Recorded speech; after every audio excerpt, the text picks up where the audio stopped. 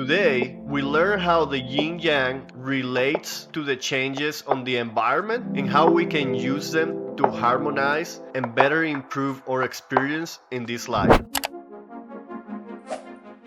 Hi there, welcome back. My name is Ruben Gomez, and today we're going to explore the three ways that the yin-yang can be related to seasonal affective disorder and the way that we live within the seasons. Let's check it out.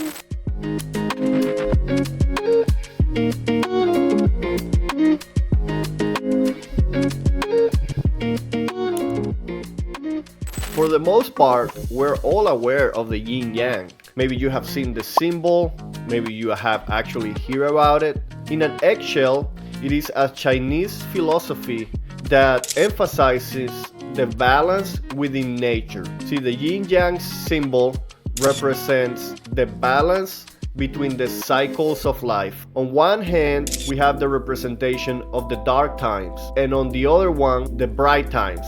Both of them have a little dot in the middle, which represents that they both exist within each other. Now, when you actually look at the shape of the yin-yang, you notice the wave-like shape of the changes between the colors inside the circle. If we look at it into detail, as if it was a 12-month cycle with winter, fall, summer, and spring, we can realize how they are deeply connected to the seasons and how we experience energy levels throughout the year. As Hippocrates once said, extreme remedies are very appropriate for extreme diseases.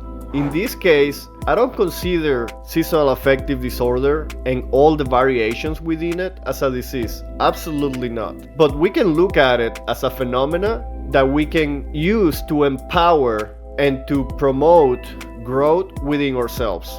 That being said, living a linear existence away from the philosophy of the yin-yang might not benefit us when harmony is what we should be seeking.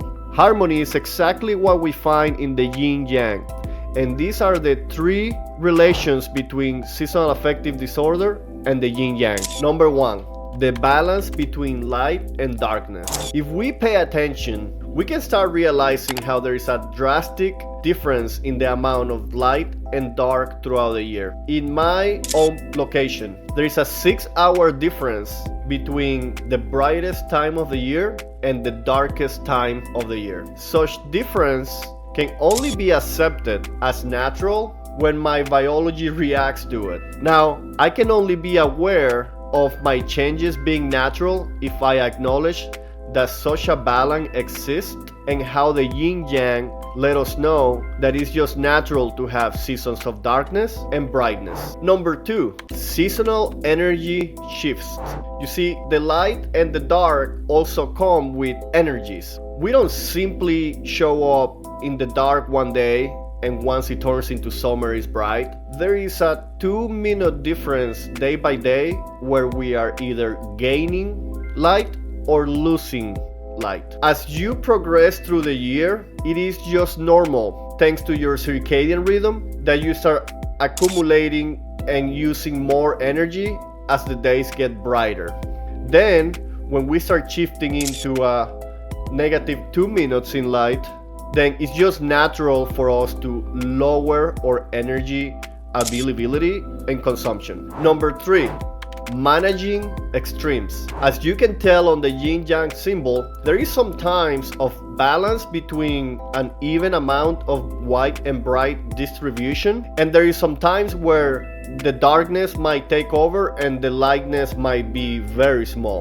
The reason that this helps us to put in perspective the energy and the biological changes that we experience being natural also allow us to develop techniques and to change our behaviors to either harmonize or completely embrace those seasons of darkness and lightness and of high energy and low energy. Whether we want to harmonize them and don't allow extremes to happen, or whether we are using those extremes in a beneficial way for our life purpose or goals, it's up to us But those techniques are only available if we become aware. And thanks to the yin-yang, we can accept it. Reflecting on Hippocrates' words about extremes need extreme measurements, I can reflect in my own life as looking at the past and seeing how I used to expect life to be linear,